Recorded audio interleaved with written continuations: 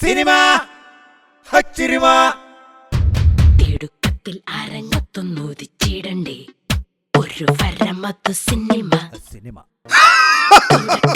എടുത്തിട്ടൊന്നുരച്ചിടണ്ടേ ഓ ദൂരെ ദൂരെ ചിരിമ ദൂരത്തല്ലോ താരം ചാരത്തുണ്ടല്ലോ അമ്മേലെ കുട്ടി ചാടിക്കേറാം താരക്കൂട്ടത്തിൽ നീയും കേറിക്കൂടണ്ടേ അമ്മാനെ തേടി പാറിപ്പോകണ്ടേ സിനിമ മാച്ചിരിമ സിനിമ മാച്ചിരിമ നിന്നെ സിനിമയിലെടുത്തടാ. സിനിമ ഹച്ചിരിമ ഭീമ സിനിമ ചിരിമ. നമസ്കാരം, എല്ലാവർക്കും ഭീമ സിനിമ ചിരുമയിലേക്ക് സ്വാഗതം. ഭീമ സിനിമ ചിരുമ നിങ്ങൾക്കായി അവതരിപ്പിക്കുന്നത് ഭീമ കേരള, കർണാടക ആൻഡ് തമിഴ്നാടു. ഓർമ്മയുണ്ടോ ഈ മുഖം? ഇപ്പൊ ദുബായി പോയി ഡുബു പോണു, ഓസ്ട്രേലിയ പോയി ഓസ്ട്രേലിയ പോണു.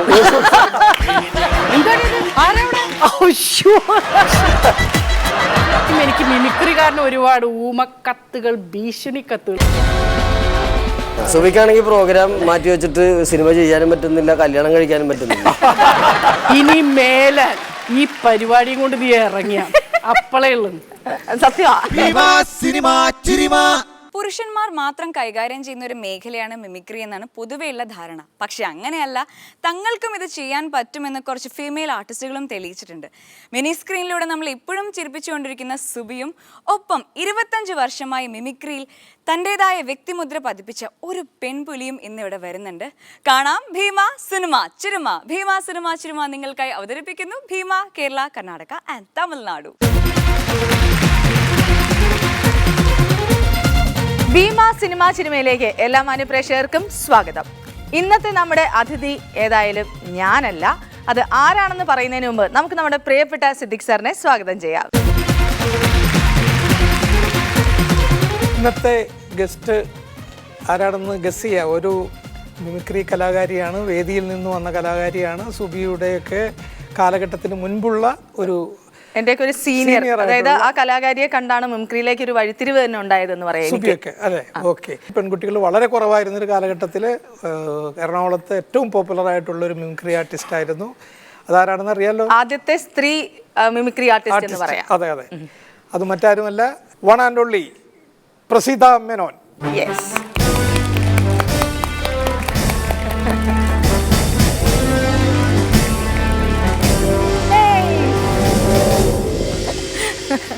യെസ്. ഞാൻ നടുക്കേറി നിൽക്കുന്നത് എന്താന്ന് പറയുന്നത്, നിങ്ങൾ തമ്മിൽ ഇനി ഒരു അടി ഉണ്ടാവണ്ടല്ലോ എന്ന് വിചാരിച്ചിട്ട്. ഇല്ല, നിങ്ങൾ ഒരുമിച്ച് പ്രോഗ്രാം ചെയ്തിട്ടുണ്ടോ? സീനിയറാണ് അല്ലേ? സീനിയറാണ്. പ്രോഗ്രാം ചെയ്തിട്ടൊന്നും അങ്ങനെയല്ല. ഞങ്ങള് നാദിർഷയുടെ അല്ലേ, നാദിർബയുടെ ഒരു അതായത് മാവേലി കൊമ്പത്ത് മാവേലി ആയിട്ടാണോ? മാവേലി ആയിട്ടല്ല, അന്ന് ഇത്രയും വണ്ണമില്ല അല്ലേ? അതില്ല, അന്നത്ര വണ്ണല്ല.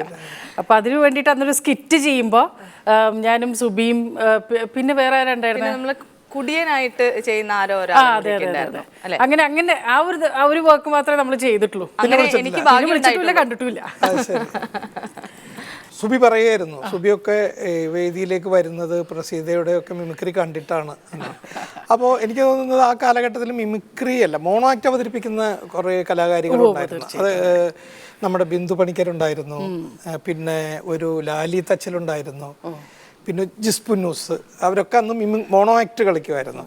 പക്ഷേ അന്ന് മിമിക്രി അവതരിപ്പിച്ചുകൊണ്ടിരുന്നത് പ്രസീത മാത്രമാണ്. തെസ്നിയൊക്കെ മോണോ ആക്ടാണ്. തെസ്നിയൊക്കെ ആ കാലഘട്ടം തന്നെയാണ്. പ്രസീതയാണ്. അതുപോലെ തന്നെ മെയിൽ ആക്ടേഴ്സിനെ ഇമിറ്റേറ്റ് ചെയ്യുന്ന ഏക ഒരു കലാകാരി പ്രസീതയായിരുന്നു. ആദ്യമായിട്ടാണ്. ഇന്നും പ്രസീത ചേച്ചി മാത്രമേ ചെയ്തിട്ടുള്ളൂ. വേറെ ആരും പെൺകുട്ടികൾ മിമിക്രി ചെയ്യുന്നവർ പിന്നീട് ഉണ്ടായിട്ടുണ്ട്. അവരൊക്കെ ഫീമെയിൽ ആക്ടേഴ്സിനെയാണ് ഇമിറ്റേറ്റ് ചെയ്തുകൊണ്ടിരുന്നത്. മെയിൽ ആക്ടേഴ്സിനെ ഇമിറ്റേറ്റ് ചെയ്ത് ഞാൻ കണ്ടിട്ടുള്ളത് പ്രസീത മാത്രമാണ്. അത് വെറുതെ ഒരു പെൺകുട്ടി ചെയ്യുന്നതായിട്ടല്ല, അത് മനോഹരമായിട്ടായിരുന്നു അന്ന് ചെയ്തുകൊണ്ടിരുന്നത്. അല്ല, അതിന്റെ ഒരു കാര്യം എന്താന്ന് വെച്ചാലേ, പണ്ട് ഞാൻ മിമിക്രി ചെയ്യുന്നു എന്ന് കണ്ടുപിടിച്ചതന്നെ എൻ്റെ ചേച്ചിയാ. കാരണം നമ്മൾ ബാത്റൂമിൽ കുളിക്കാൻ കയറിയിട്ട് അങ്ങനെയല്ല, എന്നൊക്കെ പറഞ്ഞ് സംസാരിച്ചു തുടങ്ങുമ്പോ വിളിച്ചു എന്താണ് ഇത് ആരവിടെ എന്താണ് എന്നൊക്കെ പറഞ്ഞ് വേറെ ആരോ ബാത്റൂമിൽ ആ, വേറെ ആരോ ബാത്റൂമിൽ കുളിക്കാൻ കയറി. അപ്പൊ അങ്ങനെ വന്ന് ഞാൻ പറഞ്ഞു ഇല്ല ചേച്ചി ഞാനിങ്ങനെ നടികടന്മാരെ കാണുമ്പോൾ അവരതൊക്കെ പിന്നെ ഒരു ഓപ്പർച്യൂണിറ്റി എന്ന് പറഞ്ഞാൽ മൂന്നാം മുറ എന്ന് പറഞ്ഞ പടം ഫസ്റ്റ് പടം അന്ന് എനിക്കൊന്ന് മലയാള സിനിമയിലെ ഒട്ടുമിക്ക താരങ്ങളും ലാലേട്ടൻ തൊട്ട് എല്ലാവരും ഉണ്ടായിരുന്നു. അപ്പോൾ അവരെയൊക്കെ നേരിട്ട് കണ്ട് അവരുടെ ആക്ഷൻസും അവരുടെ സംസാരവും ഒക്കെ കാണാനൊരു ഭാഗ്യം കണ്ടു പഠിക്കാനൊരു ഭാഗ്യം എനിക്ക് കിട്ടിയിട്ടുണ്ട്. അങ്ങനെ പിന്നെ പോരാത്തതിന് അന്ന് സ്റ്റാർസിനെ ബേസിക്കലി ചെയ്യുമ്പോൾ എനിക്ക് അന്നാണ് ഞാൻ ആദ്യമായിട്ട് മനസ്സിലായത് ഈ മിമിക്രി ചെയ്യുന്നതുകൊണ്ട് കുഴപ്പമില്ല, പക്ഷെ അതുകൊണ്ട് ഒരുപാട് കുഴപ്പങ്ങളുണ്ടെന്ന് മനസ്സിലായി. കാരണം മിമിക്രി കുറേ വേദികളൊന്നും ഞാൻ ചെയ്തിട്ടില്ല. അപ്പോൾ എൻ്റെ ഫസ്റ്റ് ഫങ്ഷൻ എന്ന് പറഞ്ഞു കഴിഞ്ഞാൽ വൈശാലി സിനിമ അതിൻ്റെ 200 ദിവസത്തെ ഫങ്ഷൻ എറണാകുളത്തായിരുന്നു. അതെ. അപ്പോൾ അന്ന് അതിന് എന്നോട് പറഞ്ഞു ഒരു അവസരമുണ്ട് നീ മിമിക്രി ചെയ്യും എന്ന് പറഞ്ഞു. അപ്പം അന്ന് ജയകുമാർ സർ 7 ആർട്സിൻ്റെ അദ്ദേഹം പറഞ്ഞു. അപ്പോൾ ഞാൻ സ്കൂളിൽ പഠിക്കുന്ന ടൈം വിമിച്ചു.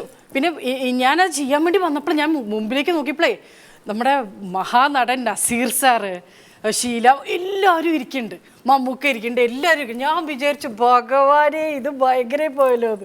എന്നിട്ട് അന്നത്തെ അവസരത്തിൽ ഞാൻ നസീർ സാറിനെ എല്ലാവരെയും ചെയ്തു. അന്ന് എനിക്ക് കിട്ടാവുന്ന ഏറ്റവും വലിയൊരു ബഹുമതി തന്നെയാണത്. കാരണം അദ്ദേഹം സ്റ്റേജിൽ വന്നിട്ട് പറഞ്ഞു നീ നിൻ്റെ ടാലൻ്റ് കൊണ്ട് തന്നെ മോൾ അറിയപ്പെടും, മനോഹരമായിരിക്കുന്നു, പക്ഷെ പഠിത്തം മുഴപ്പാൻ പാടില്ല, ഫസ്റ്റ് ക്ലാസ്സിൽ പാസ്സാവണം. അന്ന് സുരേഷ് ഗോപിയുടെ ചെയ്യുമായിരുന്നു. അത് സുരേഷ് ചേട്ടൻ എനിക്കൊന്നും മിക്കവാറും ഇല്ലായിരുന്നു. ഞാൻ പിന്നെ ഓരോ സെറ്റിലേക്ക് പോകുമ്പോൾ ഇവരെല്ലാവരും ഇങ്ങനെ നോക്കും, എന്താണ് എടുത്ത് വിളയാട്ടം തുടങ്ങിയോ. ജയറാമിന് ഞാൻ ചെയ്തത് ആദ്യമായിട്ട് മെയിൽ പോലും അന്ന് ജയറാമിന് ചെയ്യാതിരുന്ന കാലഘട്ടത്തിലായിരുന്നു. ഇപ്പോന്ന് വെച്ചാൽ ഞാൻ അധികം ഇങ്ങനെ പ്രാക്ടീസ് ഒന്നുമില്ല. അപ്പൊ പിന്നെ പരത്തെ നമ്മുടെ കഥാപാത്രങ്ങൾക്ക് നമ്മൾ തന്നെയുള്ള ഡബ് ചെയ്യണേ. അപ്പൊ ഈ മെയിൽ വോയിസ് ഒക്കെ വന്നു കഴിഞ്ഞാൽ പിന്നെ നമുക്കൊരു വോയിസ് ഐഡന്റിറ്റി എന്ന് പറയുന്ന ഒരു സംഭവം ഉണ്ടാവില്ല. ജയറാമിന്റെ ബോഡി ലാംഗ്വേജ് എങ്ങനെയാണ്? ജയറാമേട്ടൻ്റെ എനിക്ക് ഇപ്പൊ അധികം ഒന്നും ഇപ്പൊ അത്ര ശരിയാവില്ല കേട്ടോ, ക്ഷമിക്കുക. ഒരു ജയറാമേട്ടൻ്റെ ഒരു ചെറിയൊരു ജയറാമേട്ടൻ്റെ ചിരി ഒക്കെ ജയറാമേട്ടൻ വന്നു കഴിഞ്ഞാലല്ലേ എന്തത്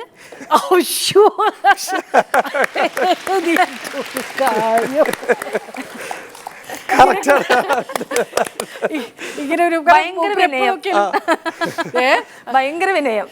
വിനയം. അത് മാത്രല്ല മൂപ്പര് എപ്പോഴും ഭയങ്കര സന്തോഷത്തിലാണ്. എപ്പോഴും നമ്മളെ ഇപ്പൊ കണ്ടു കഴിഞ്ഞാൽ മൂപ്പരാണ് എന്നെ സംബന്ധിച്ച് മൂപ്പരാണ് ഏറ്റവും കൂടുതൽ എന്നെ പ്രോത്സാഹിപ്പിച്ചത്.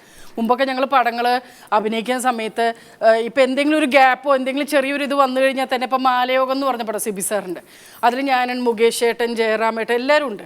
അപ്പം ഞങ്ങൾ അതിൻ്റെ ഒരു ഗ്യാപ്പിൽ ഞങ്ങളുടെ പരിപാടി വെച്ചാൽ എല്ലാവരും കൂടെ കലാപരിപാടി അവതരിപ്പിക്കാം.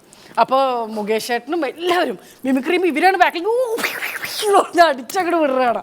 അങ്ങനെ ഒരു നല്ലൊരു എന്താ പറയുക ആ രീതിയിലേക്ക് ഭയങ്കരമായിട്ട് പ്രോത്സാഹനം കിട്ടിയിട്ടുണ്ട്. അതേസമയം എനിക്ക് മിമിക്രി കാരണം ഒരുപാട് ഊമക്കത്തുകൾ ഭീഷണി കത്തുകൾ കിട്ടി. അതായത് മിമിക്രി തുടങ്ങി കുറച്ച് കഴിഞ്ഞപ്പോൾ എവിടുന്നാന്നറിയില്ല അഡ്രസ്സൊക്കെ കറക്റ്റായിട്ട് എല്ലാവർക്കും അറിയാൻ തോന്നുന്നു. ഇനി മേലാൽ ഈ പരിപാടിയും കൊണ്ട് നീ ഇറങ്ങിയ അപ്പളേ ഉള്ളു. ആദ്യം നമ്മൾ വിചാരിച്ചു അയ്യോ ഇത് പൊന്നിപ്പോൾ പോലീസിലൊക്കെ പറയണോ എന്നൊക്കെ. പിന്നെ ഞാൻ വിചാരിച്ചു അങ്ങനെ വിട്ടാൽ പറ്റില്ലല്ലോ, എന്നാൽ നമുക്കിതിൻ്റെ ഒരു അവസാനം കാണണമല്ലോ. പക്ഷെ ഇതുവരെയായിട്ടും ആരയച്ചു എവിടുന്ന് അയച്ചു എന്നുള്ളത് എനിക്ക് ഒരു പിടിയില്ല. കാരണം ഞാൻ ഒരു മിമിക്രി ഗ്രൂപ്പിൻ്റെയും ഭാഗമായിരുന്നില്ല. ഇൻഡിവിജ്വലി ഓരോ ഷോസിനും മറ്റേനും വിളിക്കുമ്പോൾ ചെയ്യാന്നല്ലാതെ വേറെ അങ്ങനെ ഒരു എല്ലാവരെയും പോലെ ഒരുപാട് സ്റ്റേജ് ഷോസും ഒരുപാട് അങ്ങനെ ഇതില്ല. പോണ ടൈമിൽ എല്ലാം അങ്ങനെ അവതരിപ്പിക്കാന്ന് മാത്രമേ ഉണ്ടായിരുന്നുള്ളൂ. പക്ഷേ ഇപ്പോഴും അത് ആരാന്ന് കണ്ടുപിടിച്ചിട്ടില്ല. സുരേഷ് ഗോപിയുടെ ആദ്യകാല സുരേഷ് ഗോപിയാണ് അവതരിപ്പിച്ചുകൊണ്ടിരുന്നത് അല്ലേ? അതെ, ആദ്യകാലം ആദ്യത്തെയൊക്കെ നോക്കാൻ നമ്മൾ സുരേഷ് ചേട്ടൻ്റെ പടം കണ്ടു കഴിഞ്ഞാൽ അന്ന് സൗണ്ടിൽ എപ്പോഴും ഒരു വ്യത്യാസം ഉണ്ടാവും. മ്യൂസിക് ഇട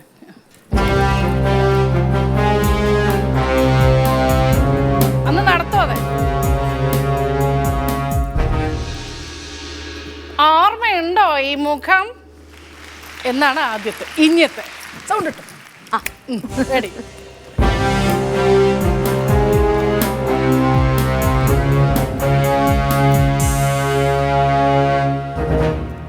ഓർമ്മയുണ്ടോ ഈ മുഖം?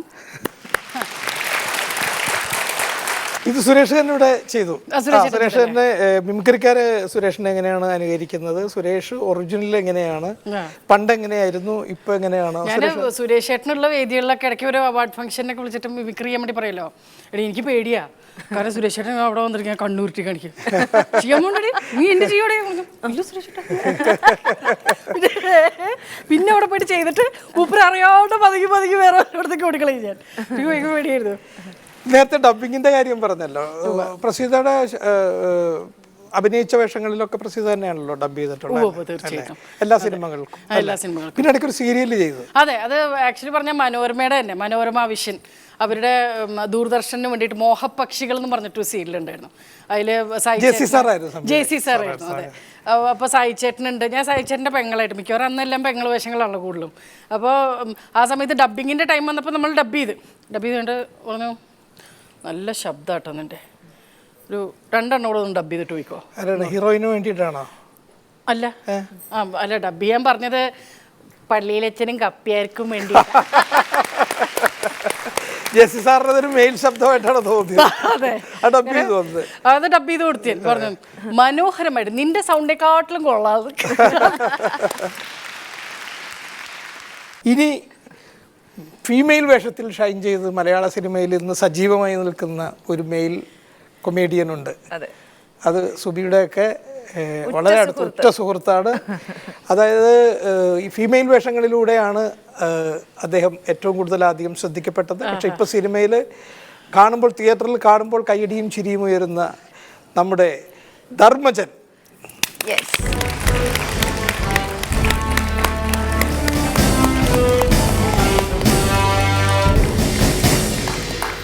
അവിടെ കൈ കൊടുക്കില്ല, നമ്മള് സ്ഥിരം കാണുന്ന ഒരു ചെറിയ വലിയ കലാകാരൻ. അത് ഞങ്ങളും അതെ, ഈയിടെ ഇടയ്ക്കിടയ്ക്ക് ഞങ്ങളും കൂടെ അഭിനയിച്ചുകൊണ്ടിരിക്കുകയാണ്. ആണോ? ഇപ്പൊ ഒരുമിച്ച് വർക്ക് ചെയ്തു? അപ്പൊ മാത്രമല്ല, ഞാൻ പണ്ടും കോളേജിൽ പഠിക്കുന്ന ടൈമിന് ഞങ്ങള് ധർമ്മ കോളേജിലൊക്കെ പോയിട്ടുണ്ടോ? കോളേജിലൊക്കെ പഠിച്ചിട്ടുണ്ട്.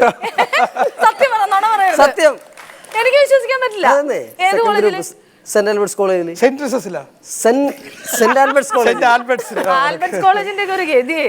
സെക്കൻഡ് ഗ്രൂപ്പ് എടുത്ത് പഠിച്ചാ സുബി, സത്യം വിശ്വസിക്കൂലെന്നല്ല.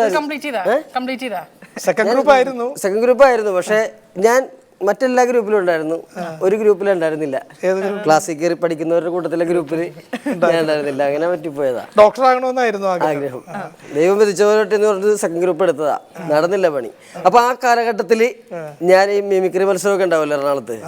അപ്പൊ അതേപോലെ ഞങ്ങള് ചിലപ്പോൾ ഈ ചേച്ചിയുടെ കൂടെ ആരും സ്റ്റേജിലധികം വേദിയിൽ കയറി ഉണ്ടാവില്ല. ഞാൻ അങ്ങനെ 1-2 സ്ഥലത്ത് മത്സരിക്കാൻ പോകുമ്പോൾ ഈ പുള്ളിക്കാരത്തി ഉണ്ടാവും. അന്ന് ഈ സമ്മാനം മേടിക്കാനായിട്ട് MG യൂണിവേഴ്സിറ്റിയിലെ കലാപ്രതിഭ വരുന്ന ദിലീപ് ശങ്കർ, ടിനി ടോം, ഉണ്ടപ്പൊക്രൂടിയും ഒക്കെ ആയിരിക്കും മത്സരിക്കാൻ വന്നത്. എറണാകുളത്ത് എപ്പോഴും ശല്യോടി ചേച്ചി അവർക്ക് ഫസ്റ്റും സെക്കൻഡും ഒക്കെ അവർ കഴിഞ്ഞൊരു തേർഡിന് വേണ്ടിയിട്ടാണ് ഞാൻ പോണത്. അതടിക്കാൻ വേണ്ടി ഇവിടെ നിന്ന് വരും. അങ്ങനെ ഫണ്ട് തുടങ്ങി അറിയാം. നിങ്ങൾ തമ്മിൽ ശത്രുക്കളാണ്? അന്ന് ശത്രുക്കളാണ്. പ്രത്യേകിച്ച് ഈ മിമിക്ക് കയറേണ്ട നമ്മൾ നോക്കല്ലോ വേറെ ആരൊക്കെ ഉണ്ടെന്ന്, ഇവരൊക്കെ നിൽക്കണ്ടാവല്ലോ അവിടെ. അപ്പൊ നമുക്കത് കണ്ടിട്ട് നമ്മള് വൈറ്റ് ചെയ്യാത്ത രീതിയിലേക്ക് പോയിക്കൊടുക്കുക. അവരാണെങ്കിൽ നമ്മളൊക്കെ നോക്കി സമ്മാനം ഉറപ്പിച്ചിട്ടുണ്ട് സാറേ. കാരണം വേറെ ആരും ഇല്ല ഒരു സ്ത്രീ എന്ന് പറയാനായിട്ട്. അപ്പൊ ഈ മാർക്കറ്റായിരിക്കുന്നവർക്ക് എന്തായാലും ഒരു സഹതാപം തോന്നിയിട്ടാണെങ്കിലും കൊള്ളൂല്ലെങ്കിലും. പക്ഷെ അന്ന് വളരെ വേറെ ആരും അന്ന് ഒരു മനുഷ്യരില്ല ഇതേപോലെ സ്റ്റാർ ചെയ്യണതും ആരും. അപ്പൊ എന്തായാലും പ്രൈസ് ഉറപ്പാണ്. ഈ പെണ്ണുമ്പിള്ള വന്നിട്ടുണ്ടല്ലോ. ഒരു കാര്യം കൂടി മനസ്സിലാക്കണം, ഇപ്പൊ അമ്മായിയുടെ പോലെയൊക്കെ തോന്നുന്നുണ്ടെങ്കിലും പ്രായമുണ്ട്. ഞങ്ങൾ കോളേജിൽ പഠിച്ച ടൈമിന് ചേച്ചി ഡിഗ്രി ആയിരിക്കും തോന്നുന്നപ്പ അല്ലേ മത്സരിക്കുന്ന. ഞാൻ സെൻട്രൽ ഉണ്ട്. അപ്പൊ ആ കാലഘട്ടത്തിൽ തന്നെ ആയിരിക്കും. പക്ഷെ അന്ന് പ്രസിദ്ധ വണ്ണം ഉണ്ടായിരുന്നു, പക്ഷെ ഇത്രയും വണ്ണം ഇല്ലായിരുന്നു. അത്ര വണ്ണമൊന്നും ഇല്ലായിരുന്നു. സ്ലിം അല്ലായിരുന്നു. സ്ലിം ആയിരുന്നു. ആണോ? അതിനെ കുറിച്ച് ആള് ഞങ്ങളുടെ മിമിക്രിക്കാരുടെ കൂട്ടത്തില്, നമ്മുടെ കൂട്ടത്തില് ഒരു അഡ്വക്കേറ്റും കൂടിയാണെന്നുള്ളത് അറിയാൻ പാടില്ലല്ലോ. അതറിയാം, ലോക്ക് പഠിക്കുന്നത് അറിയാം. പിന്നെ ധർമ്മജൻ കല്യാണം കഴിച്ചിട്ടുണ്ടോ? പിന്നെ കല്യാണം കഴിച്ചാൽ 2 പിള്ളേരുണ്ട്. ആണോ? പിന്നെ അങ്ങനെയുള്ള സാഹസമൊക്കെ ഇതിന്റെ ഇടയ്ക്കിടെ നടക്കുന്നുണ്ടായിരുന്നു. അത് സാഹസമായിട്ടുള്ള ഒരു കല്യാണവുമായിരുന്നു. ആണോ? അതെന്താണത്? ഒരു ഗസറ്റഡ് ഓഫീസറുടെ മകളെ അടിച്ചോണ്ട് പോവുകയായിരുന്നു ചെയ്തത്. ഈ ഇത്രയുള്ള ധർമ്മജനോ? പറഞ്ഞിട്ട് കാര്യമുണ്ട് സാറേ, ജീവിക്കാൻ വേണ്ടിട്ട് വേറെ നിവൃത്തിയില്ലാതെ ഭാര്യ വേണമെന്നായി എന്നെ പഠിച്ചിട്ട് വന്നതാ. പ്രണയമായിരുന്നു. അപ്പൊ അവിടെ ചെന്ന കല്യാണത്തിന് ആദ്യം ചോദിച്ചു, തന്നില്ല. മിമിക്രി ആണെന്ന് പറഞ്ഞ് തന്നില്ല. എന്നാ പിന്നെ മിമിക്രി ആയിട്ട് തന്നെ കേട്ടുള്ളൂ എന്ന് പറഞ്ഞ് ഒരു ദിവസം വണ്ടിയായിട്ട് ചെന്നു. പുറത്തേക്ക് ഇറങ്ങി നിൽക്കാൻ പറഞ്ഞു. വണ്ടി കയറി വന്നു. ഇപ്പൊ വീട്ടുകാരുമായിട്ട് പ്രശ്നമൊന്നുമല്ല. ഇപ്പൊ നല്ല സൗഹൃദവും സ്നേഹവും സന്തോഷവും. അത് കുറച്ചു കാലത്തേക്ക് ഉണ്ടാവുള്ളൂ. അതൊക്കെ എല്ലാവരോടും പറഞ്ഞു കൊടുക്കും. കുറച്ചു കാലത്തേക്ക് ഉണ്ടാവുള്ളൂ. എല്ലാവരും നയ്യാരോട് പ്രേമിച്ച് കല്യാണം കഴിച്ചാൽ. ഞങ്ങൾക്കൊക്കെ അന്ന് സംശയം അല്ല, ഞങ്ങൾക്കൊക്കെ ഇങ്ങനെ ഒളിച്ചോടി പോയി എന്ന് പറഞ്ഞപ്പോഴത്തേ ഞങ്ങളുടെ സംശയം, എന്ത് ധൈര്യത്തിന് ആ പെങ്കൊച്ച് ഇറങ്ങി പുറപ്പെട്ടത്. ഇപ്പൊ മനസ്സിലായില്ലേ? ഇപ്പൊ മനസ്സിലായി. വൈഫിന്റെ പേരെന്താണ്? വൈഫിന്റെ പേര് അനൂജ. അനൂജയ്ക്ക് അന്നേ അറിയാമായിരുന്നു ധർമ്മജൻ ഒരു കാലത്ത് സ്റ്റാർ ആകും. അതെ, മറ്റാരെക്കാളും മുൻപ് ധർമ്മജനെ മനസ്സിലാക്കിയത് തനൂജയാണ്. പിന്നെ ഇവരെ കൂടെയൊക്കെ നടക്കുന്ന പ്രോഗ്രാമിന് പോകണതൊക്കെ. അതിന്റെ ഒരു ടെൻഷൻ ഉണ്ടോ വൈഫിന്? ഇങ്ങനെ അങ്ങനെയില്ല, സുബിയൊക്കെ എപ്പോഴും പ്രോഗ്രാമിന് പോകണം കാര്യങ്ങളൊക്കെ ഇട്ട് അങ്ങനത്തെ വലിയ ടെൻഷൻ ഇല്ലെങ്കിലും പെണ്ണുങ്ങളാണല്ലോ, ചിലപ്പോൾ അപ്പം അവർ ചിരിച്ചു കളയുമെങ്കിലും പിന്നീട് അവരെടുത്തിട്ട് അടിക്കുന്ന ഒരു സ്വഭാവം ഉണ്ടാവും. ഞങ്ങൾ ഇതേപോലെ അമേരിക്ക പോകാനായിട്ട് മദ്രാസിൽ വിസ സ്റ്റാമ്പ് ചെയ്യാൻ വേണ്ടി പോകും. എംബസി പോകണം. അപ്പോൾ അവിടെ സ്റ്റാമ്പ് ചെയ്യാൻ വേണ്ടി ഞങ്ങളെല്ലാവരും ഒരു ദിലീപ് അടക്കം കുറേ താരങ്ങളുണ്ട്. റിമി ടോമി ഉണ്ട്, ഞാനുണ്ട്, ഭാവനയും കാവ്യൊക്കെ ഉണ്ട്. അപ്പം ഞങ്ങൾ അവിടെ ചെന്നു, ഇൻ്റർവ്യൂ കഴിഞ്ഞു, സ്റ്റാമ്പ് ചെയ്തു. സ്റ്റാമ്പ് ചെയ്തിട്ട് ഇവർ പാസ്പോർട്ടും മേടിച്ചെടുക്കും. നമുക്ക് പിറ്റേ ദിവസം അല്ലെങ്കിൽ വീട്ടിലേക്ക് അയച്ചു തരും, അല്ലെങ്കിൽ അവിടെ കളക്ട് ചെയ്യുന്ന ഒരു സ്ഥലം ഉണ്ടല്ലോ, എന്താ VSF ഓഫീസിൽ ചെന്ന് കളക്ട് ചെയ്യണം. അപ്പോൾ എല്ലാവരും തിരിച്ചു പോന്നു. ഞാനും റിമിയും മാത്രം അവിടെയായി. കാരണം ഞങ്ങൾക്ക് പ്രോഗ്രാം ഉണ്ട്. എനിക്ക് സൗദിയിൽ പ്രോഗ്രാം, റിമിക്ക് ദുബായിൽ പ്രോഗ്രാം ഉണ്ട്. പാസ്പോർട്ട് വേണം. അപ്പോൾ പാസ്പോർട്ട് ഇല്ലാതെ പോകാനും പറ്റില്ല. ഞങ്ങൾ ആ ഹോട്ടലിൽ തന്നെ താമസിച്ചു. രാവിലെ ആകുമ്പോൾ ഈ ഓഫീസിൽ ചെല്ലും, അവിടെ നിന്ന് കിട്ടൂല. അപ്പോൾ ഭയങ്കര ഞങ്ങൾ ടെൻഷൻ അടിച്ചാണ് നടക്കും. റിമിട്ടോക്ക് ടെൻഷൻ ഒന്നുമില്ല, അവിടെ റോട്ടിലൊക്കെ പാട്ടൊക്കെ പാടി അവിടെ നടക്കും. അപ്പോൾ അങ്ങനെ ഞങ്ങൾ റോട്ടിൽ കൂടി നടക്കുന്ന ടൈമിന് റിമി പറഞ്ഞു എനിക്കൊന്ന് ടോയ്ലറ്റിൽ പോകണം എന്ന് പറഞ്ഞ് ഭയങ്കര ബുദ്ധിമുട്ട് പറഞ്ഞു. ഞാൻ അവിടെ നോക്കിയിട്ട് ഹോട്ടലും കാണാനില്ല, ഈ ടോയ്ലറ്റിന് പറ്റിയ സ്ഥലങ്ങളൊന്നും കാണാനില്ല. നോക്കിയപ്പോൾ ഒരു ബാങ്ക്, നമുക്ക് ബാങ്കിൽ കയറാന്ന് പറഞ്ഞു. ബാങ്കിൽ കയറിയിട്ട് ടോയ്ലറ്റ് നീ ധൈര്യമായിട്ട് വന്ന് പറഞ്ഞിട്ട് കയറി.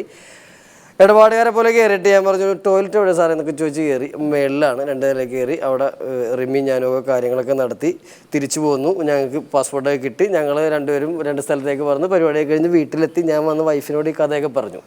വൈഫ് ഭയങ്കര ചിരിയൊക്കെ ആയിരുന്നു.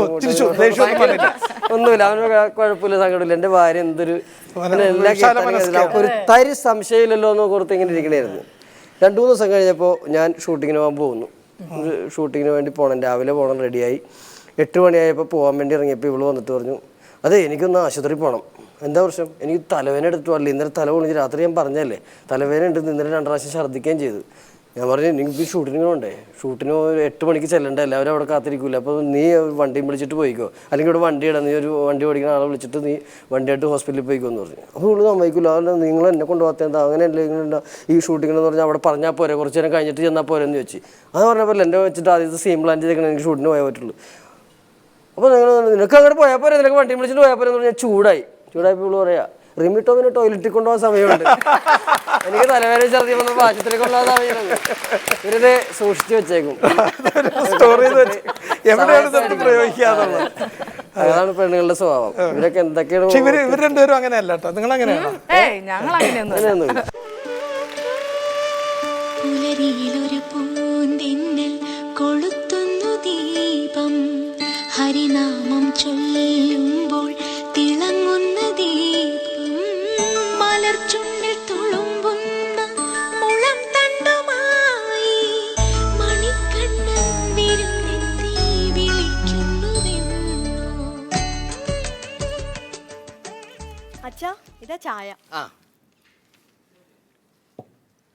അല്ല അച്ഛൻ ഇതെന്താ കീറിയ പേപ്പർ വായിച്ചുകൊണ്ടിരിക്കുന്നത്? എൻ്റെ മോളെ ഈ പേപ്പറിൽ മൊത്തം സ്ത്രീപീഡനത്തിന്റെ കഥകളാ.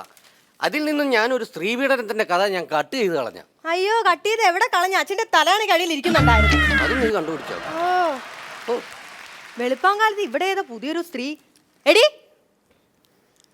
എടി അയ്യോടാ എന്റെ നൈറ്റി എടുത്തിട്ടോണ്ട് ഇവിടെ നിക്കുവാണോ?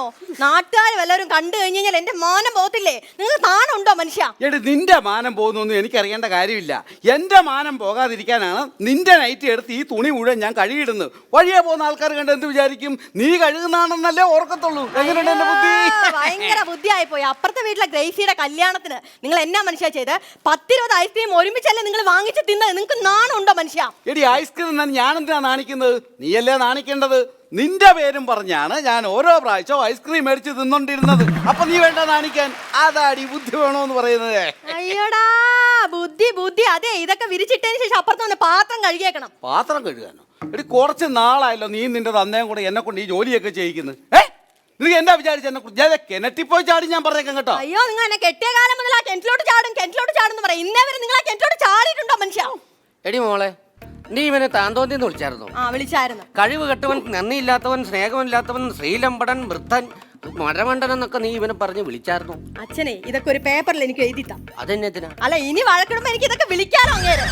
ആവശ്യമില്ലാത്ത കാര്യം. അത് ശരി, പുതിയ പദങ്ങളൊക്കെ മകൾക്ക് സംഭാവന ചെയ്തിട്ട് ഡിക്ഷണറി പോയി ഇരിക്കാൻ പോവാണോ? എന്റെ ദൈവമേ, ആ ധ്യാന കേന്ദ്രത്തിൽ പോയിട്ട് ധ്യാനം കൂടിയപ്പം എന്ത് നല്ല സന്തോഷ സമാധാനം എനിക്ക് കിട്ടിയെന്നറിയോ? നിങ്ങൾക്കും പോയിട്ടേ ആ ധ്യാന കേന്ദ്രത്തിൽ ഒന്ന് കേറി ഒന്ന് ധ്യാനിച്ചിരുന്നെങ്കിൽ സന്തോഷ സമാധാനം ഒക്കെ കിട്ടില്ലേ മനുഷ്യ? ഞാനെന്തിനാണ് ധ്യാന കേന്ദ്രത്തിൽ പോയി സഹകരിക്കുന്നത്?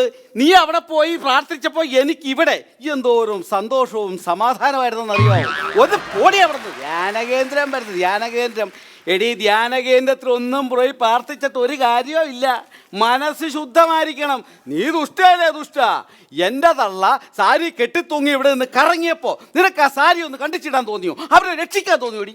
അയ്യടാ, എന്റെ 10-20,000 രൂപ വിലപിടിപ്പുള്ള പട്ടുസാരിയാ നിങ്ങളുടെ അമ്മ തൂങ്ങിയത്. ആ സമയത്തെ ഞാനത് കട്ടിച്ചിട്ടായിരുന്നെങ്കിലേ നിങ്ങളുടെ അമ്മ രക്ഷപ്പെടുമായിരുന്നു. പക്ഷെ എന്റെ 10-20,000 രൂപയുടെ സാരി അപ്പുറത്തെ വീട്ടിൽ ആ പെണ്ണ് വരുന്നുണ്ട് കേട്ടോ. ഈ നൈറ്റ് ഇട്ട് ഇവിടെ നിക്കാതെ ഒലിപ്പിക്കല്ലേ, ഒന്ന് അഴിക്കത്. അടുത്ത് പോയിട്ട് അയക്കോ. അയ്യടാ. അല്ലേ ജി, കാലത്ത് തന്നെ എന്താ ഒരു ബഹളം? അതിവിടെ സ്ഥിരം പതിവാ. അയ്യോ അച്ഛന്റെ കൈക്ക് എന്നാ പറ്റി? ഓ എന്റെ മോളെ, ഒന്നും പറയണ്ട. ഇന്നലത്തെ ഫ്ലൈറ്റിന് ഞാനിങ്ങ് പോരുമ്പോ പുറത്ത് മഴ പെയ്യണ്ടോന്ന് അറിയാൻ വേണ്ടി ജനാല വഴി എന്റെ കൈയൊന്ന് പുറത്തേക്ക് ഇട്ടതാ. അപ്പൊ ഒരു മരത്തിലിടിച്ച് കൈ ഒന്ന് അങ്ങ് ഒടിഞ്ഞു. അല്ല, ചാണകക്കുഴി വീണ് കൈ ഒടിഞ്ഞതല്ല. പറയേണ്ട വല്ല ആവശ്യമുണ്ടോ? അവിടെ എങ്ങനെ പോയി ഇരുന്നൂടെ? ഓ, ഞാനേ ഒരു വിശേഷം അറിഞ്ഞ്. അയ്യോ, അങ്ങനെയൊന്നും ഇല്ലടി. അയ്യോ അതല്ല, ചേച്ചി എന്തോ ഒരു ലേഖനം എഴുതിയെന്നോ അതിനെന്തോ പ്രൈസ് ഒക്കെ കിട്ടിയെന്ന് പറഞ്ഞു. അതെ, ഈ സ്ത്രീകൾ പൊതുവെ സ്വർണ്ണാഭരണത്തിനോട് ഭയങ്കര താല്പര്യം. എനിക്കാന്നുണ്ടെന്നുണ്ടെങ്കിൽ ഈ സ്വർണ്ണാഭരണം കാണുന്ന തന്നെ വെറുപ്പാ. അതുകൊണ്ടാണ് ഞാൻ അതിനെതിരായിട്ട് ഒരു ലേഖനം എഴുതിയത്. എന്നിട്ട് അത് മത്സരത്തിൽ വന്നുട്ടോ. അപ്പൊ എനിക്ക് 1ാം സമ്മാനമായിട്ട് 1,00,000 രൂപയാ കിട്ടിയത്. 1,00,000 രൂപയോ? എന്നിട്ട് ആ പൈസ എന്നാ ചെയ്തു? അവളെന്നാ ചെയ്യാനാ? 2 പവന്റെ മാല, 2 വള, 2 പാദസരം, ബാക്കി ഒരു ശകലം കാശുണ്ടായിരുന്നു. ദേ മൂക്ക് കിടിച്ചിട്ടിരിക്കുന്നു, മൂക്കുത്തിയാന്നും പറഞ്ഞു. എന്റെ പൊന്നു കൊച്ചാ, 1,00,000 രൂപയ്ക്ക് മുഴുവൻ അവള് സ്വർണം മേടിച്ചടിച്ചു. ഒരു 10ന്റെ പൈസ എനിക്ക് തന്നിട്ടില്ല.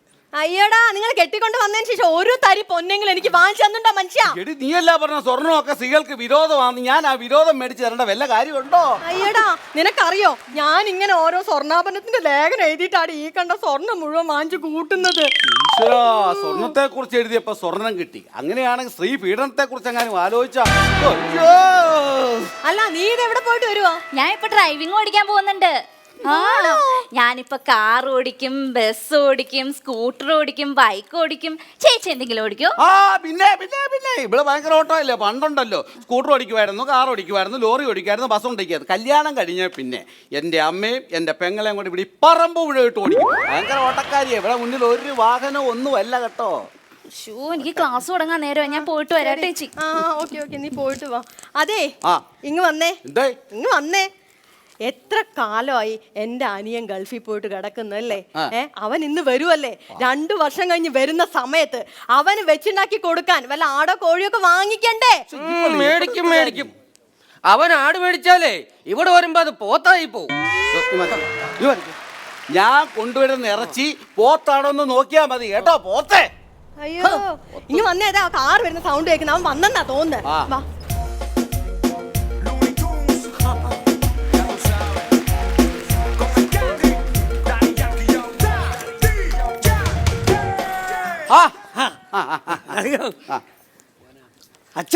അച്ഛന്റെ കഴിക്കാൻ പറ്റി? അത് ഞാൻ ഇന്നലെ ഒരു ഫ്ലൈറ്റിന് വന്നു കഴിഞ്ഞപ്പോ ഒരു കാര്യം, എന്റെ എന്റെ ഭഗവാനെ, ഫ്ലൈറ്റ് എന്ന് പറഞ്ഞ് ഇങ്ങേര് വരുന്നവരും പോരടുത്തൊക്കെ ഫ്ലൈറ്റ്. അവർ ഇങ്ങേര് വല്ല ഫ്ലൈറ്റും കണ്ടിട്ടുണ്ടോ?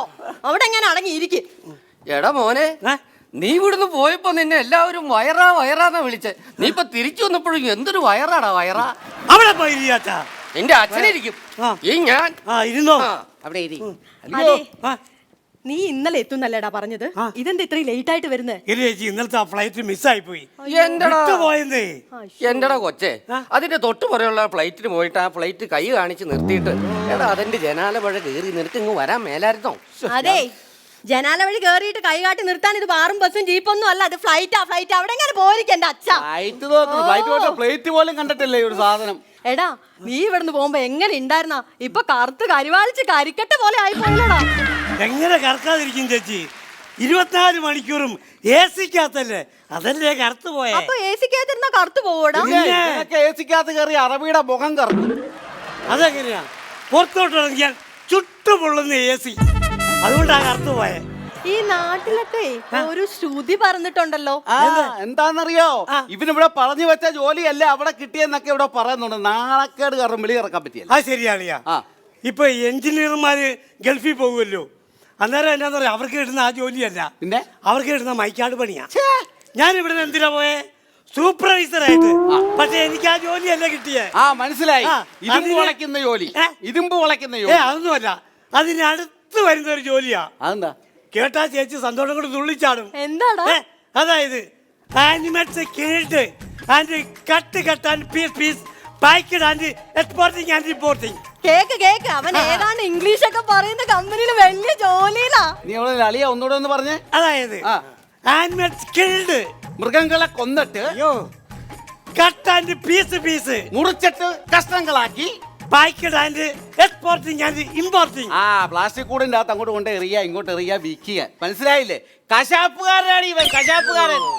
അയ്യേ, അപ്പൊ ഈ ഒട്ടകത്തിനൊക്കെ തല്ലിക്കൊണ്ട് പ്ലാസ്റ്റിക് കൂടുതലാക്കി ആ പൊരി വെയിലത്ത് കിടന്ന് നടക്കില്ല അല്ലേ പണി വിൽക്കാൻ വേണ്ടിട്ട്? കഷ്ടം. അപ്പൊ AC-ക്കകത്തിരിക്കലല്ല. പിന്നെ നിങ്ങൾ എന്നാ ഓർത്ത് ഈ പണിയായിരുന്നു എനിക്ക് അവിടെ ജീവിക്കണ്ടേ? ചേച്ചി ഒന്ന് ഫ്രഷ് ആകണം. ഷവർ ഉണ്ടോ? ഷവർ അതൊക്കെ അടിച്ചു കൂട്ടിയാണ്ടാ പുറകെ കൊണ്ടിട്ടിരിക്കുന്നു. എന്ത് ചവറല്ലേ? ചവറല്ല, ഷവർ വെള്ളം. ഈ മഴ പോലെ വെള്ളം വീഴുവല്ലേ. ഗൾഫിൽ അവൻ അതിന്റെ താഴെ കുളിക്കുന്നു, അതാ അവൻ പറയുന്നത്. അളിയോ, ഇവിടെ നിന്ന് പോയാ പിന്നെ കുളി നനയൊക്കെ തുടങ്ങിയല്ലേ? പിന്നെ അളിയാ, ഗൾഫിലേക്ക് ചെന്നാൽ ഡെയിലി കുളിക്കണം. കുളിച്ചില്ലെങ്കിൽ അറബി കെട്ടിയിട്ട് 101 അടി അടിക്കും. പോയി ചുമ്മാ. ചേച്ചിയെ ഞാൻ ഒന്ന് ഫ്രഷ് ആയിട്ട് വരാം. ശരി, നീ പോയിട്ട് ഒന്ന് ഫ്രഷ് ആവും. എന്റെ ബാഗ് അടിച്ചു മാറ്റി എന്ത്? ബാഗ് ഞാൻ ഉള്ളിൽ എടുത്ത് വെച്ചിട്ടുണ്ടാ ഭദ്രായിട്ട്. എടാ മോനെ ഒരു മിനിറ്റ്. എടാ നീ എന്തായാലും ഗൾഫിൽ നിന്ന് തിരിച്ചു വന്നല്ലേ, എടാ ഒരു ഒട്ടകത്തിനെങ്കിലും കൊണ്ടുവരാൻ പാടില്ലായിരുന്നു നിനക്ക്? ഈ വയസ്സാം കാലത്ത് എന്തിനാ ഒട്ടകം? എടാ ഞാൻ ഇവിടെ ഇരുന്ന് ബോറടിക്കുമല്ലേ, അപ്പൊ എനിക്കൊരു സൂചിക്കൊഴയൊക്കെ ഇങ്ങനെ ഒട്ടകത്തിനെ കയറ്റി കളിക്കാലോ. ഒട്ടകം തന്നെ വേണോ? ചട്ടുകം പൊഴിപ്പിച്ച് വെച്ചാലും പോരെ? അയ്യോ, ഒട്ടകത്തെ കയറ്റാൻ കണ്ടൊരു പ്രായം. എവിടെ നിന്ന് കിട്ടിയടാ ഇതിനൊക്കെ അമ്മായിപ്പനായിട്ട്? അതെ, നിങ്ങളിങ്ങനെ കച്ചവടം അതും ഇതും ഒക്കെ പറഞ്ഞുകൊണ്ടിരുന്ന ഞാൻ കാര്യമില്ല. അതെ, അവൻ കേറി വന്ന സമയത്ത് എനിക്ക് എന്റെ നെഞ്ചിങ്ങനെ പെടയ്ക്കോ. നിങ്ങൾക്ക് വല്ലതും അറിയോ മനുഷ്യ?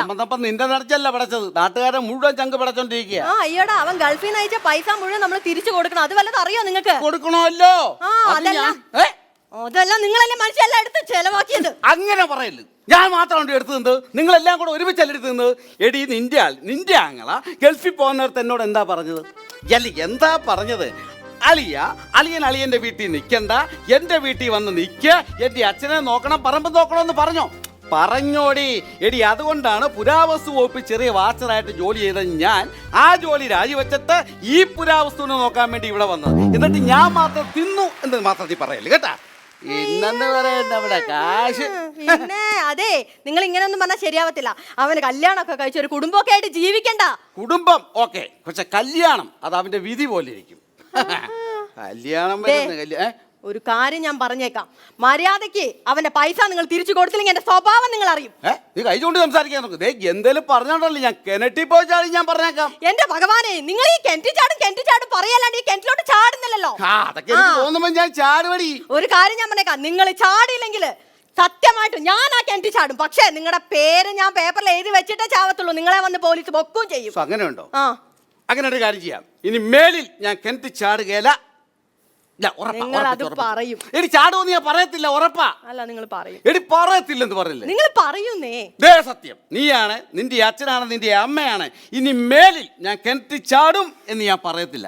ഇനി ഈ വാക്കെങ്ങാനും ഞാൻ തെറ്റിച്ച ആ നിമിഷം ഞാനും കെട്ടിച്ചാടും. നിങ്ങൾ കിണറ്റി ചാടാ എന്താ ചെയ്യും? ഞാൻ പോവാ. എടിയായി നിന്റെ ആങ്ങളോട് വല്ല ഉണ്ടോന്നൊക്കെ ചോദിച്ചിട്ട് വാടി പോയിട്ട് കുറെ നേരമായല്ലോ. വല്ല ഉണ്ടെങ്കിൽ എടുത്തോണ്ട് വരാൻ പറ. മനുഷ്യൻ മെനക്കെടുത്താൻ വേണ്ടി. അളിയോ അളിയോ. ഒന്നുമില്ലേ? ഒന്നുമില്ലേ? കൊണ്ടുവന്നിട്ടുണ്ട്. ആ പെക്കിന് 200 രൂപ. പെക്കിന് ഒട്ടകത്തിന്റെ ഇറച്ചി വിറ്റ കാശ് കൊണ്ടാ വാങ്ങിച്ചോണ്ട് വന്നേ. പെക്കിന് 200 രൂപ. പിന്നെ അളിയാ, അപ്പൊ അവിടെ ഇറച്ചിവെട്ട് മാത്രമല്ല കള്ളവാറ്റും ഉണ്ടായിരുന്നല്ലേ? മിണ്ടി പോലെ അളിയാ, അളിയന്റെ പേര് ഞാൻ പൈസ അയച്ചു തന്നല്ലോ. ഞാൻ അവിടെ പണിത പൈസ അത് അപ്പൊ നാളെ എടുത്തു തരണം. നാളെ പൈസ എടുത്ത് തരണം. അത് തന്നെ. പിന്നെ എടുത്ത് തരാമല്ലോ. എന്നിട്ട് എനിക്ക് കുറച്ച് സ്ഥലം വാങ്ങിക്കണം, ഒരു ചെറിയ വീട് വെക്കണം, എന്നിട്ട് എനിക്കൊരു പെണ്ണ് കെട്ടണം. പെണ്ണ് കെട്ടൊക്കെ അവിടെ നിൽക്കട്ടെ. പക്ഷെ ഒരു കാര്യമുണ്ട്, കാശില്ല, ചെലവായി പോയി. കാശ് ചെലവായി പോയി. ചളി അങ്ങനെ പറഞ്ഞേ. ഞാനായില്ലേ മരരാരണ്യ അയ്യോ മരരാരണ്യ നിക്കും മിണ്ടാ തെറ്റിക്കാതെ മരരാരൻ അയ്യോ അളിയാ ഇതുണ്ടല്ലോ മണല് കൂട്ടിയിരിക്കുക. അതിനെന്താ പറയുന്നത്? ഗൾഫല്ലല്ല, പിന്നെ അത് തന്നെ. അവിടെ പോയി കഷ്ടപ്പെട്ട പൈസയാ. അറിയോ, എനിക്ക് നാളെ എടുത്തു തരണം ബാങ്കിന്ന്. എന്റെ അളിയ അങ്ങനെ കേട്ടുപിടിന്ന് കാശ് വെച്ചാൽ ഞാൻ അവിടെ നിന്ന് എടുത്ത് തരാനാ? 10ന്റെ പൈസ അല്ല എന്റെ കയ്യിൽ, മുഴുവൻ ചെലവായി പോയില്ലേ? ചെലവായില്ല, അളിയന്റെ വായ്പ എന്ന് പറ. അല്ലെ ഇങ്ങനെ പറയല്ലേ, ഞാൻ കിണറ്റി ചാടി. ഞാൻ പറഞ്ഞേക്കാം, ഞാൻ കിണറ്റി ചാടും. പെങ്ങളെ കെട്ടി അന്ന് തൊട്ട് ഞാൻ കേൾക്കുന്ന കിണറ്റി ചാടുവന്ന്. ഇതങ്ങനെയല്ല, ചാടി ചാട് ചാടി ഞാൻ ചാടും ചാട്.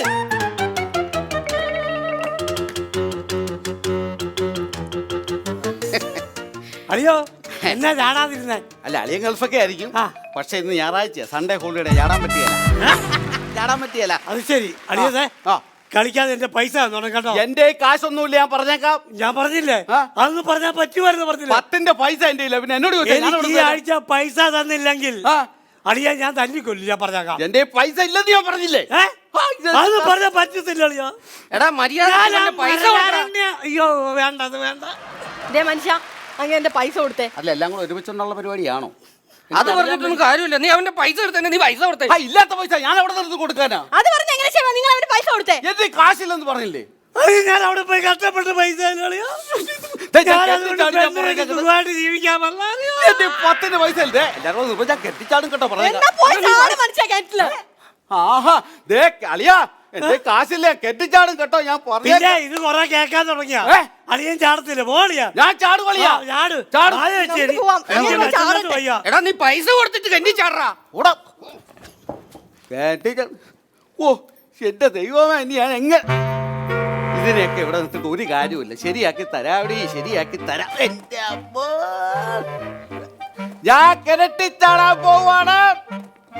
എല്ലാരും നോക്കിക്കോളാം. കിണറ്റിച്ചാടിയേ. എടാ മക്കളെ, ഒരു ശബ്ദം കേട്ടോ, അവൻ കണ്ടി ചാടിയെന്നാ തോന്നണേ. അയ്യോ ചാടിയോ? വാ ഓടി വാടാ. അയ്യോ അയ്യോ ചാടിയെന്നാ തോന്നുന്നു. അവന് അവസ്മാരം ഉണ്ടായിരുന്നില്ല, അതാ നൊരയും പതി. നാട്ടുകാരെ ഓടി വരണേ, ഇവനോട് പിടിച്ചു. അയ്യോ ഞാനിതെങ്ങനെ സഹിക്കേ? അയ്യോ എനിക്കിത് കാണാൻ മേലേ.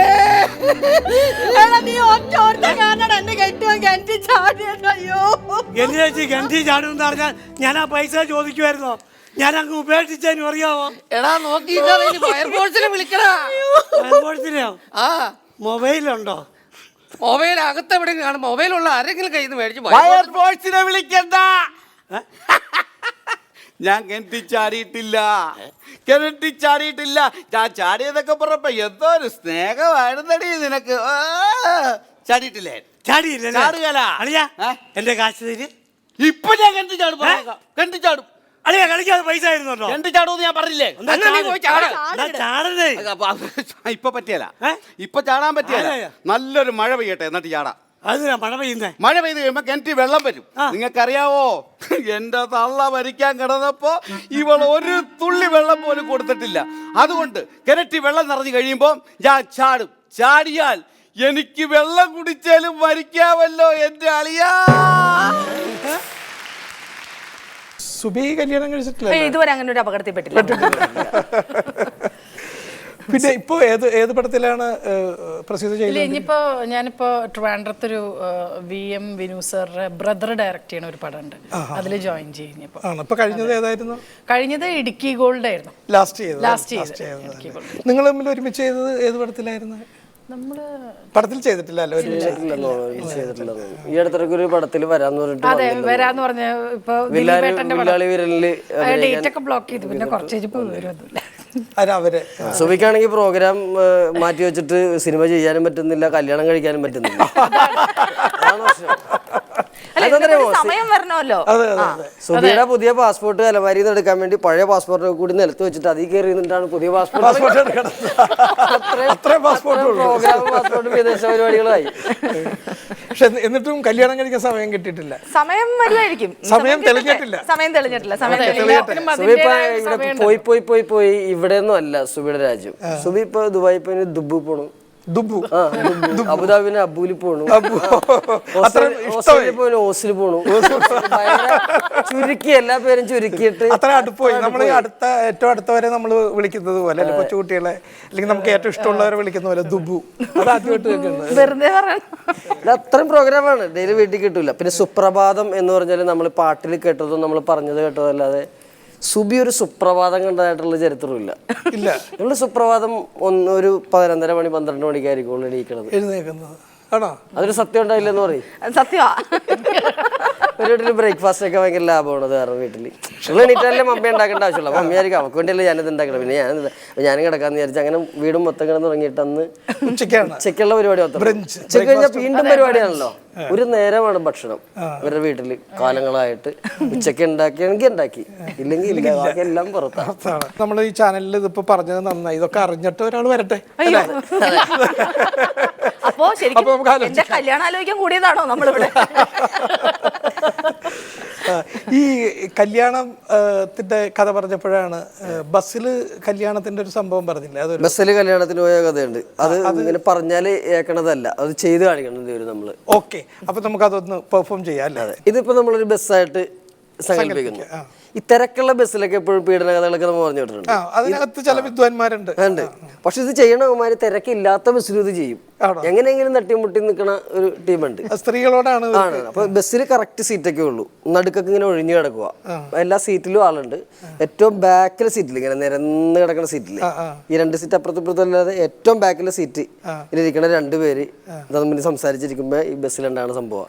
ബസ് ഇടയ്ക്ക് വെച്ച് ബ്രേക്ക് കിട്ടും ഉണ്ടാകുന്ന സംഭവം. സ്വാഭാവികമായിട്ടും ബ്രേക്ക് കിട്ടുമ്പോൾ ഇവരുടെ ഒരു സംഭവമാണ് കാണിക്കുന്നത്. അപ്പോൾ യാത്രക്കാരിയായിട്ട് സുബിയുണ്ട്, പ്രസിദ്ധ ചേച്ചിയുണ്ട്, ഫ്രണ്ടിൽ പ്രസിദ്ധ ചേച്ചി.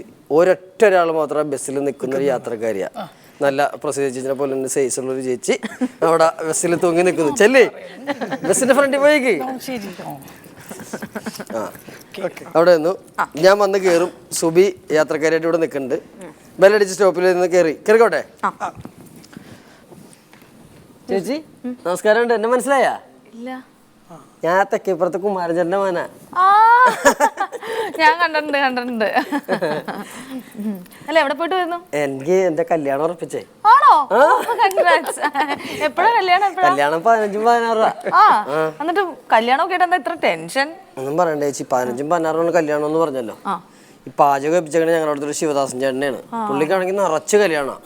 ഈ 15-16 എന്ന് പറഞ്ഞാൽ 15-ാം തീയതി രാവിലെ പുള്ളി വരാന്നാ പറഞ്ഞത്.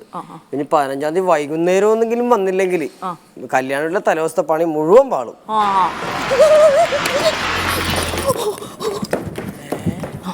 അപ്പൊ പിന്നെ ഈ പെണ്ണിന്റെ വീട്ടിൽ നിന്നാണെങ്കിൽ പറഞ്ഞേക്കണത് ഞങ്ങൾ 250 പേരെ നമ്മൾ ക്ഷണിച്ചിട്ടുണ്ട് വീട്ടിലേക്ക്. 250 പേര് ക്ഷണിച്ചെന്ന് പറഞ്ഞു കഴിഞ്ഞാല് 250 പേര് വരാതെ നമ്മൾ 250 കുടുംബക്കാർ വന്നാ പിന്നെ നമ്മുടെ പണി വാളൂലേ. അവിടേക്ക് ഞാൻ പോയിട്ട് വരാം. പിന്നെ ഈ പെണ്ണിന്റെ വീട്ടിൽ നിന്ന് 300 പേരെന്ന് പറഞ്ഞു കഴിഞ്ഞാല് 300 പേര് അവര് നാണം കെട്ടവരാ. 150 പേര് വരാന്ന് പറഞ്ഞിട്ട് ഇപ്പൊ 300 പേര് വരുമെന്നാ പറയണത്. ഈ 300 പേരും കൂടി ഇങ്ങോട്ട് വന്നു കഴിഞ്ഞാൽ നമ്മുടെ വീട്ടിലെ പണി മൊത്തം പാളൂലേ.